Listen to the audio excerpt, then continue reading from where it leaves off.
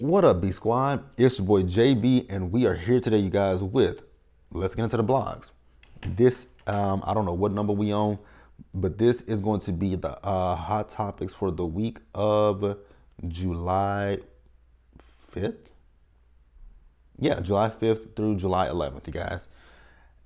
Before we go ahead and get into it, if you guys are watching this video or any other video on the channel and you guys aren't subscribed yet, then I need you guys to do me a solid favor and stop taking me on this date and having me pay for it at the end of it. You guys know the routine. You can do me that favor by liking the video, subscribing to the channel, turning on your post notifications, sharing the video. And with that out of the way, you guys, without further ado, let's go ahead and discuss what is hot and what is trending this week, shall we? All right, you guys. So the first thing that we're going to talk about is what happened here in Texas this past week. Because today makes a week that it happened, if I'm not mistaken. I think today is a week that it happened. So if you guys are not familiar, so today is really, it's sunny outside. I had to close the blinds on my patio because it was hot. But for like the last week or so, it's been raining here, right? Because earlier this week, it rained. So yesterday was Thursday. It didn't rain. Yes, it did. It rained a little bit Thursday. It poured down Tuesday night because I was in my bed Tuesday and I heard like it sounded like a shower was running. And then you heard lightning and thunder. So it's been raining off and on here in Texas for like the last week. Like it's, if I'm not mistaken, it started last weekend. It started sometime last weekend. Yeah. It started going into the weekend last week, right? So like I said, it's been raining off and on, and when it does rain, it's like a whole ass it's a thunderstorm. It's because the other night it was lightning and thunder. Because I went to Walmart the other night, Tuesday night, I went to Walmart. I mean, and it was, the ground was wet. Went into Walmart, came out, boom! It was a loud thunder. I was like, oh wow. And that's very interesting because if you know anything about Texas and the weather in the summer, it rarely rains during the summer, and it definitely don't rain in July. Like usually in the summer months, we go through a drought because they always count on the news how many days it's been since it last rained, right? Because last year I think we got up to we were well over 100 days. I think last year we got until the end of August, early September, and that's when it started raining. But for the most part, it's usually typically always hot as fuck in Texas. We'll get rain like the first week, maybe like the end of May, maybe the first week of June, and then after that, nothing. But this year, okay, it's rain. And then in Kerr, Texas, which is in it's South Texas, so it's kind of like going towards I want to say like Houston in that area, right? It's not exactly Houston, but it's not that far from it, right?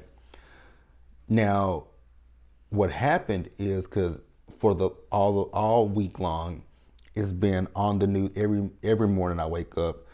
You know, there's always something on the news about it because when it happened, it wasn't expected because the 10 o'clock news came on the night that it happened. The 10 o'clock news came on, and that's all that they talked about that entire night was because it flooded down there, right? And when you see it on the news, it just is devastated because I was just watching it a few minutes ago because y'all's president, he just made it down there, and there's still cars turned over. And I think at this point, the death toll is up to over 100. Over 100. Because when it first happened, and most of the people that are like that have passed away, some of them were from North Texas, right? Because I know that there was a girls' camp that was down there that they were worried about. But I do believe, unfortunately, that those people lost their lives, and there are still people that are missing. And I'm not trying. I don't want to say this and make this a political thing, but I'm just gonna say something, and I'm gonna get off of it. Right now, when it comes to Texas, right, the small, one of the reasons why Texas is the color that it is because of these small rural towns in Texas. They all vote red, and it's a detriment to them, honestly, because Dallas is blue,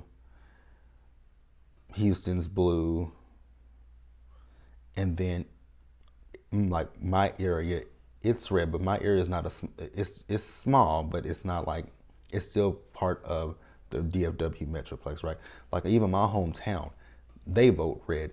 I don't know why my hometown votes red. Take that line back.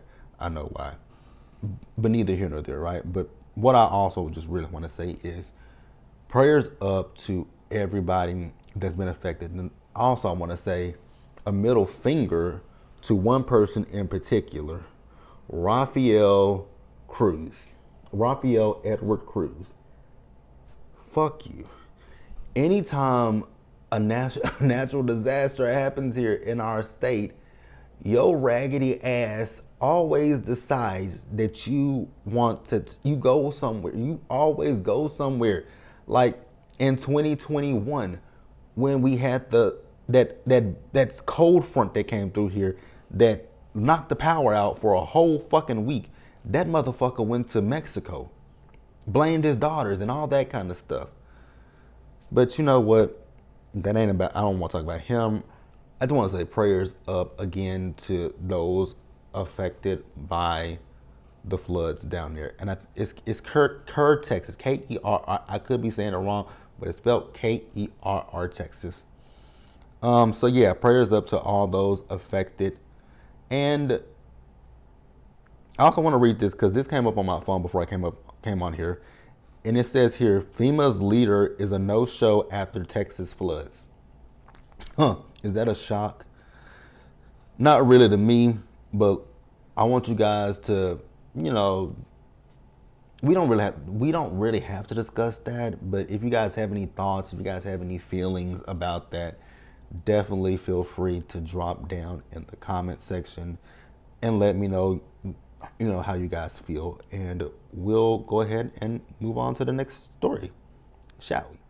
All right, you guys. So the next story that I want to talk about, I actually no. Before we get into that story, I want to talk about this story that I saw on. It's not even a story. I was watching Carlos King's podcast this week, right? And Carlos King interviewed Miss Juicy.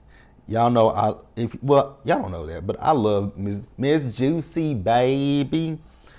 Child, y'all will be surprised to hear when I say I actually sat there and watched that entire interview with Carlos King and Miss Juicy. Great interview with Carlos. Now, what I will say about Carlos is there were some things that you asked Juicy and then you repeated it and asked her again. Like you asked her, was she dating? She said no, she wasn't dating. You asked her, did she have a boyfriend? She said she didn't have a boyfriend. But then he asked her again towards the end of the interview, are you dating? Now, she did say she is dating. He asked her some questions. He did repeat some questions, but overall, I thought it was a really solid interview. I think the interview is about an hour and some change. And the reason why I was able to get through it is because he posted it on Tuesday, and that was coincidentally the same day that I had jury duty. So I didn't drive down to the courthouse. I refused to drive in downtown Dallas. So what I did was I woke up early that morning and I drove from my apartment to the train station, and I caught the train from over here where the train is far from my apartment, but I caught a train. Then I rode the train through downtown Dallas, caught the bus down to the courthouse, right? So on my way back, because I got dismissed early, so I was like, thank God, right? So I got dismissed early, and then on my way back from court, that's when I listened to Carlos and Miss Juicy, right? And like I said, excellent interview. I really thought Carlos did a great job with Miss Juicy. It wasn't. He didn't do that much, but he did do it, and it didn't annoy me as much. So, kudos to you, Carlos. But the interview is an hour and 11 minutes and 17 seconds. So, listening to the interview, one thing stood out to me in particular. Now, we most notably know Miss Juicy from the Ricky Smiley Morning Show, right? And I knew about I've known about the Ricky Smiley Morning Show for years because, like Juicy said in the interview, they originally started up here in Dallas, and before they moved down there to Atlanta. So that's how I knew about them, right? I can't remember which radio station they were on. Were they on 97.9 The Beat, or were they on K104? No, they were on 97. No, they were on. Are they on 97.9 The Beat? They got to be on The Beat because Dee Dee is on K104. But I mean, because at one point you had Ricky Smiley, you had Tom Joyner, you had Dee Dee, Steve Harvey, and I feel like Rudy Rush. You had him at one point. But yeah, they were here in Dallas for a long time. They were here in Dallas, and then they moved down there to Atlanta, right? So Juicy said that she was on the Ricky Smiley Morning Show for 14 years, and I was like, I didn't even realize that it was 14 years that she had been on there, and she left the Ricky Smiley Morning Show in 2019. They also talked about her being on Little Women, and they talked about her relationship with Miss Minnie. They talked about a lot of things. They talked about Juicy's health scare where she had the stroke. They talked about that. And, one thing I will say, I would love to see Juicy back on television. That meme cracks me up every time I see her laughing. But back to Juicy, right? And she kept saying, because Carlos was asking her about leaving Ricky's morning show, and she said she left because she finally learned her worth. And I was like, that word, I'm here for it. Know your value and know your worth, right? So what happened is Juicy was there for 14 years. But Juicy, he was like, so, when you left, your contract was up. She was like, God bless you. He was like, huh? She was like, God bless you. And I was like, wait. For 14 years, you worked on the Ricky Smiley Morning Show. They became syndicated, and you never had a contract. So, what were they paying her? Like, what is she getting? Because she also said that when she got down there to Atlanta, even here when she was in Dallas, because she talked about how she, got her start in the industry, how she started in, the stage plays and all that kind of stuff, and that just, led to different things. And I was like, going back to this 14 years with no contract, I couldn't get past that because that just was right. It was permeated in my brain. I was like, huh? What? It was seared into my brain because I was like, you didn't have a contract with that show. I was like, oh wow. But then cause like I said, she was saying that she did other things while she was in Atlanta, so she would do different things, and that's also coincidentally how she got Little Women Atlanta, because she found out, she knew about I think it was Little Women LA, and so she reached out to the CEO, the president, she reached out to whoever she needed to reach out to about Little Women Atlanta.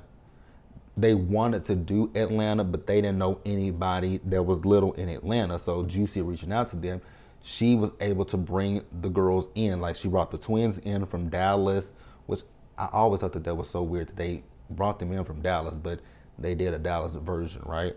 But neither here nor there. Juicy, she's a, and listening to her talk, you can see, you can hear that business mind in her, and I was like, I really felt bad that, I'm gonna say it, she got used and played at the Ricky Smiley Morning Show because, bitch, Juicy was. Let me be honest with you guys. When I used to listen to the Ricky Smiley Morning Show, two people that I listened to that show for, it wasn't Ricky, it wasn't Head Crack, it was Juicy and Gary with the T. Those were the two people that I listened to the Ricky Smiley Morning Show for. None of them. It wasn't them. Well, Gary's a man, but it was Gary and Juicy that drew me into that show. And Juicy drew me into the Ricky Smiley Morning Show because her voice. And I was, for the longest time before I even saw Juicy, I was like, that's, because me and my mama used to listen to it, and we were like, she sounds like a little kid. Because I mean, Juicy's voice is so light and airy. And I was like, but I knew she wasn't. Well, I didn't, because when the Ricky Smiley Morning Show was originally on here in Dallas, I think I was in middle school, going into high school. So I was just thinking, maybe maybe it was like, I just thought she was a kid. I really did. But yeah, don't let the moral of that story is, don't let people play in your fucking face.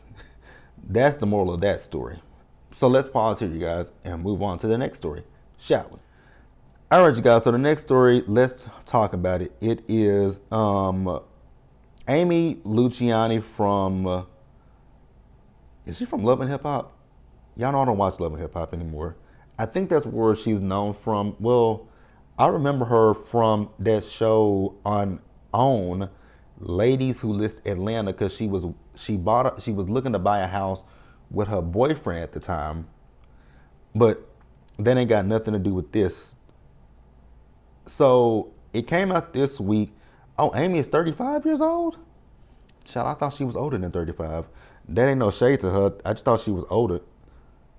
Her name is Amber Rose. I was looking at that on them court documents. It said Amber. Girl, where the hell Amy come from? Where the fuck does Amy come from? So this comes to us from a news publication that I refuse to say their name. Yeah. It says Dwight Howard's wife files for divorce just 6 months after marriage. Amber Rose Howard, the rapper and reality star, wife of former NBA center Dwight Howard, has recently filed for divorce 6 months after the couple tied the knot. Rose, who goes by the stage name Amy Luciani, filed for divorce on July 1st in Georgia, claiming that the marriage was irretrievably broken. Girl, after 6 months? But okay. Whatever. TMZ Sports reported citing court documents. It says here, the documents also state that Rose is requesting alimony after 6 months, asking that the marital assets and property be equally, again, after 6 months. So the marriage is irretrievably broken. She wants alimony.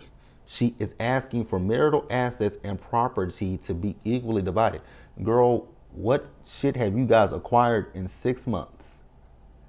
I don't know. I mean, you might get something from the courts, but okay. Whatever. So it says here, Rose has also removed any pictures of Howard from her social media accounts. Their relationship was made public in December as they revealed being engaged to each other on Instagram. Rose also released a children's book with Howard as her last name. Oh, okay. Okay. So it says here, Rose's reality fame comes from her time on season 11 and 12 of Love and Hip Hop Atlanta. She also released an album entitled Amy's World in 2023. I ain't know nothing about that. I ain't know shit about that. But that's so weird. So Amy is not on Love and Hip Hop anymore? But I mean, she was, before she was on Love and Hip Hop, she was, again, I know she was with another guy, and they were on that show Ladies Who List Atlanta, and they were popular YouTubers, right? Were they prank YouTubers? were they prank YouTubers? Like I don't know. I don't really know much about Amy, so I can't really speak on Amy. But like I said, what I can speak on is y'all have only been married for 6 months. You want alimony.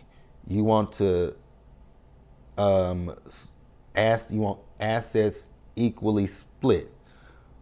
Again, what have y'all acquired in 6 months that needs to be divvied up? I mean, 6 months ain't a lot of time, but hey, good luck to you, Amy. I'm not gonna shit on you because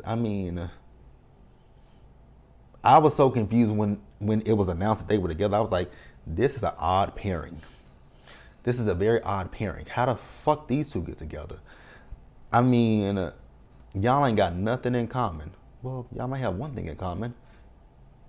Y'all have one thing in common, I would say. Y'all both like, never mind, shut up, JB. Nope, shut up. Yeah, shut up, JB. You shouldn't say that. Yeah, you're right. I shouldn't say that. I know. So yeah, we ain't gonna say that. But Amy, girl, you should have listened to Royce. Cause I was shocked that y'all even got. I was shocked to find out that y'all were married this week. I remember finding out that y'all was engaged, but to find out y'all actually got married, girl. Okay. I mean, you married that man after didn't he settle with that man that was suing him for assault and of the actual kind? That's why I'm surprised. Like Amy, I don't think Dwight might like the Cuda cat, but he also like the wango wango wango wango wango wango wango wango. Shut up, JB. I know. I'm telling myself to shut up. We're good. We're good. Shut up. Thank you. Moving on, you guys, to the next story. All right, you guys. The next story. I'm trying not to laugh. Cause when I saw it, I thought it was hilarious. I thought it was a joke when I first saw it. But good luck is all I gotta say. So to my people who watch Married to Medicine, Dr. Heavenly announced this week that she is running for public office. So this comes to us from Yahoo News.com. Married to Medicine's Dr. Heavenly Combs is running for Georgia state office. Married to Medicine star Dr. Heavenly Combs is taking on a new role that goes beyond giving patients a healthy smile. The Bravo cosmetic dentist is transitioning from dentistry to politics, announcing her candidacy as a Democrat for Georgia State Representative in District 93, which covers DeKalb County. Areas include Lithonia, Stone Mountain, and parts of Decatur and Stonecrest, according to a news release obtained by KTLA. Combs, 54, will kick off her campaign Tuesday at a community rally outside the Georgia State Capitol in downtown Atlanta. Quote, "This is a historic moment, and I extend a heartfelt invitation to all my constituents and supporters," Combs said in a news release per KTLA. Quote, "Join us, lend your energy, and together let's demonstrate the impactful force of community power," end quote. Dr. Combs isn't the only reality star to move into politics. Yeah, y'all's president. The fuck? She joins a growing list of reality stars who have left their professions to pursue political careers aimed at creating change in their communities. Combs also has insisted that although she lacks experience in politics, her background in healthcare and advocacy make her a strong candidate for the position. Quote, "I'm not a career politician. I'm a mom, a doctor, and a business owner, and I'm not afraid to stand up for what I believe in," end quote, Combs said in a statement. Per People, quote, "I'm running to serve and I'm ready to work." Combs' campaign slogan is "Real life, real leadership, real change," which she promises to deliver if elected as a state representative.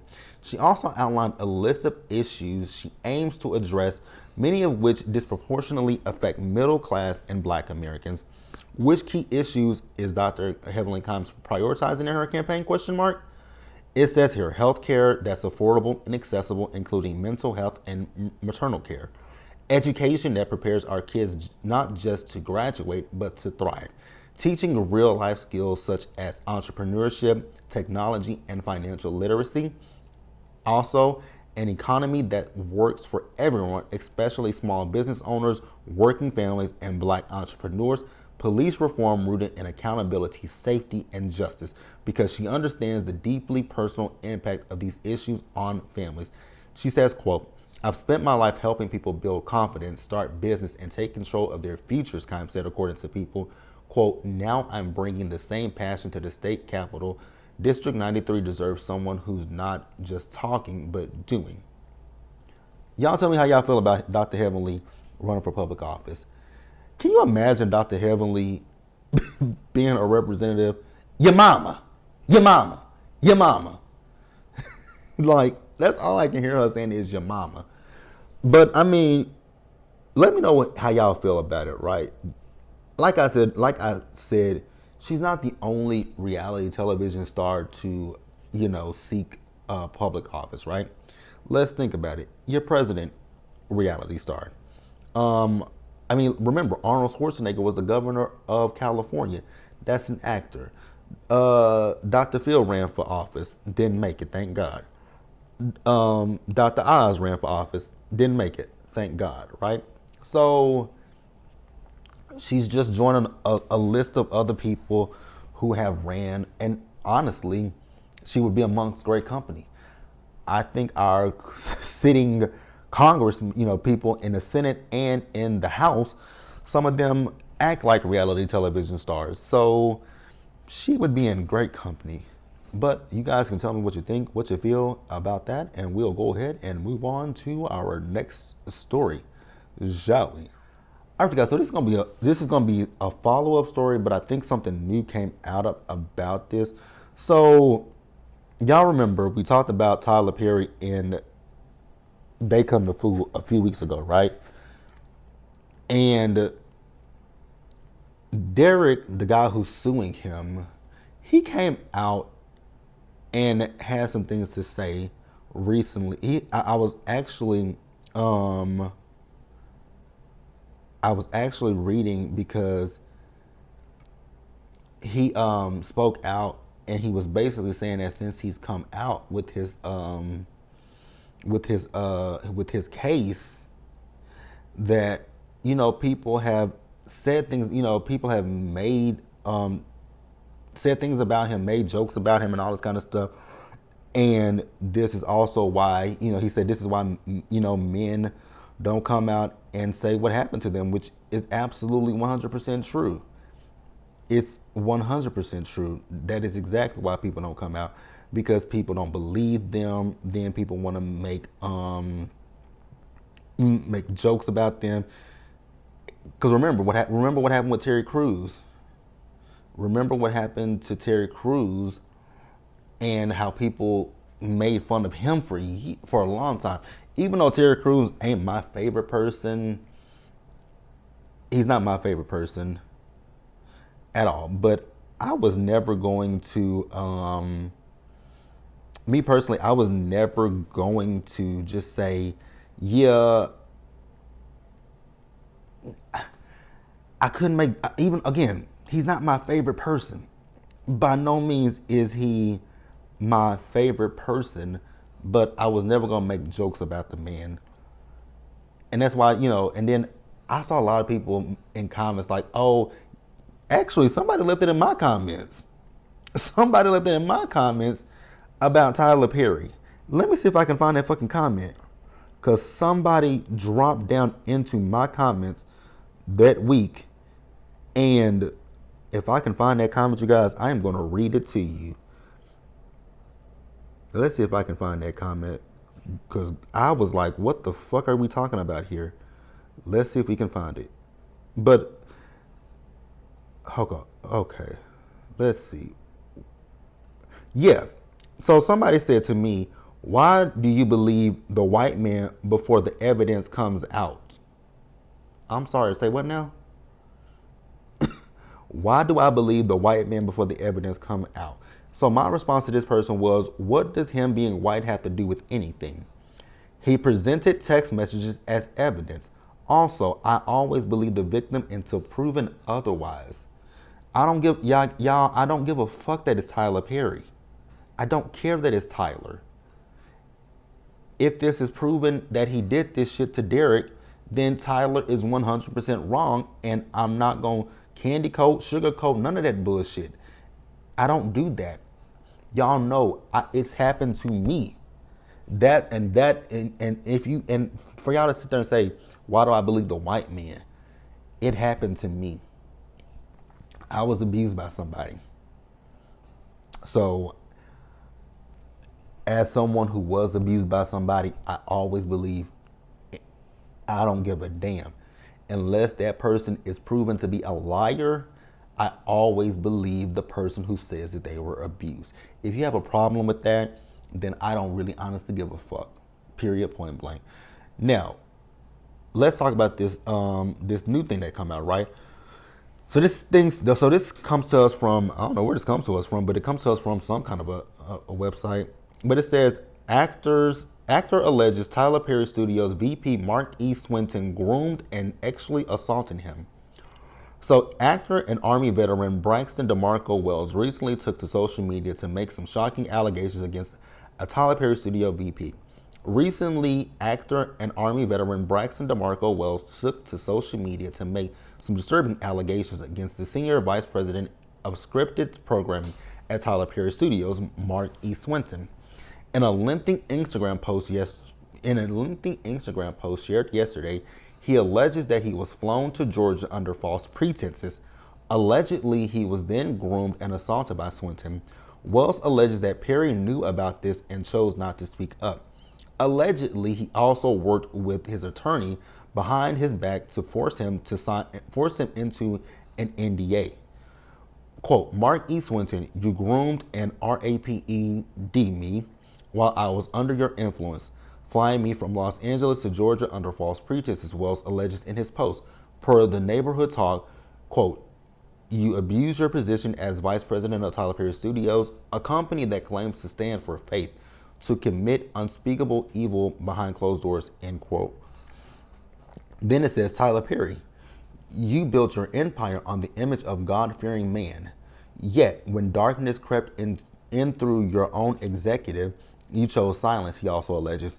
Quote, you retained a predator in your house and helped cover it up, protecting your brand over a broken human life. That's not faith, that's fraud. I don't know how to pronounce this. Yahweh, and then it's Elohim sees all. He is not mocked. Okay. So Wells is now demanding that the NDA be voided and is planning to sue for alleged RAPE, emotional distress, and legal malpractice. At the time of writing, Swinton and Perry have not publicly responded to Wells' allegations. These aren't the first allegations Perry has been hit with in recent weeks. However, last month he was also sued by Derek Dixon. Yeah, y'all. Ooh, Tyler. Like I said about Derek, and I want to say it about this young man. If these allegations are true, then both you and Mr. Swinton need to pay for what you've done. And again, once again, I choose to believe the victims until proven otherwise. If you have a problem with that, that is your problem, not my problem. Let's pause here and let's move on to the last story, shall we? All right, you guys, so this last story. So this young man that is claiming he is Jay-Z's son. This comes to us from Vibe. It says Jay-Z shuts down paternity claims, calls Raymir Statterwaite allegations fabricated. In newly filed court documents obtained by Us Weekly, Jay-Z is asking a federal judge to step in and shut down a lawsuit filed by 31-year-old Raymir Statterwaite. I think that's how you pronounce that. Statterwaite? Yeah, Statterwaite, who continues to allege the hip-hop mogul is his biological father. Statterwaite, who filed the latest complaint in May, accuses Jay-Z of knowingly avoiding a paternity test and using his celebrity status to silence him. The lawsuit also alleges fraud, manipulation of the legal system, and a pattern of intimidation. claims Jay-Z's legal team flatly that claims Jay-Z's legal team flatly denies. In response, the Roc Nation founder born Sean Carter called the lawsuit the latest chapter in what he describes as, quote, decades-long harassment campaign, end quote, carried out by Satterthwaite. His lawyers noted that similar allegations have been addressed, quote, his lawyers noted that similar allegations have been, quote, addressed and rejected, end quote, by multiple courts, and that continued efforts to push the narrative have resulted in contempt orders. Jay-Z also told the court he only learned of the latest filing on June 3rd and requested additional time to formally respond. His legal team claims an attempt to contact Satterthwaite's guardian to coordinate was met with hostility, stating that the phone call ended with her hanging up. Satterthwaite's lawsuit outlines claims that his late mother, Wanda Satterthwaite, had a relationship with Jay-Z in the 1990s. He says the rapper has gone to great lengths to avoid acknowledging his alleged paternity, including allegedly refusing DNA testing and pressuring the courts. Satterthwaite claims the years-long legal battle has caused him emotional distress, public embarrassment, and even health complications. Sir, whatever. The Philly native also alleges a violent threat against him in the form of a car, pow, pow, pow, pow, pow, an incident he believes was a message intended to silence him. Despite the serious natures of his allegations, he says he's not seeking back child support, but rather damages for the toll the situation has taken on his life. The 55-year-old icon has remained largely silent on the matter over the years. Though his legal team maintains there is no truth to Satterthwaite's claim, the judge has not yet ruled on the latest filing. And that is all we got, you guys. Tell me what you guys think about this. Do you guys believe, I have saw the pictures of the young man, and if you look at him and Jay-Z side by side, they do resemble each other. Does that necessarily mean that Jay-Z is that young man's father? No. That doesn't mean that. Like, my mom, she and I look exactly alike. Like, if you guys have saw pictures of me and my mom, and people for years didn't know that my mom wasn't my biological mother. Hell, I didn't even know, right? But if you look at pictures of me and my mom, we look alike. And you would think that we are biologically mother and son, but we weren't biologically mother and son. What we are biological nephew and aunt. But we look exactly alike. But that's it, you guys. That's all I got for this week. We almost made 40 minutes, you guys. This was a lengthy let's get into the blogs. But as always, you guys, we do this every single week. Same time, same place, same channel. You guys know if you don't see it on Friday at 10 a.m., which you guys are absolutely not going to see it at 10 a.m. because it's almost 1 o'clock on Friday. So you guys will see this probably 4:30. If you don't see it on 4:30, oh, they got a new host for the match game. Because I saw it going off on a little tangent. I was just looking at the ABC, and the match game premieres on the 23rd, I think, or something like that, right? And I was like, I know they didn't bring what's his name back as the host, but they didn't. Was that Rob Lowe that I just saw? I saw somebody, but it ain't I can't even think of his name right now. Y'all know who the previous host was. He got them legal issues. But back to what I was saying. If you guys don't see this at 4:30, which my goal is for you guys to see this at 4:30. If you don't see that at 4:30, you'll see it on Saturday at 10 a.m. Now, for the rest of the weekend, you guys know that I have episode 6 of Divorced Sisters. That might be a card video. Then we also have Ironheart. My goal is to get caught up on Ironheart. Beyond the Gates. My individual review will be up at least sometime tomorrow. Then you guys know Really B and I are going to go live tomorrow to discuss Ironheart. Beyond the Gates. So we'll be going live on Really B's channel, and we will be going live at 11 a.m. Central Time, 12 Eastern Time. And then also I'm going to watch Medea's Destination Family tonight. So look for Medea's destination family, destination wedding. If I said, I know I said destination family. Medea's destination wedding, that will be up. Not it's not gonna be up today, but you guys will see that either Saturday or Sunday at the latest. And that is all I got, you guys. So I hope you guys have a great rest of your not a rest of your weekend, a great start to your weekend. I'm gonna get off of here, and I will catch you guys in the next video. Bye, guys.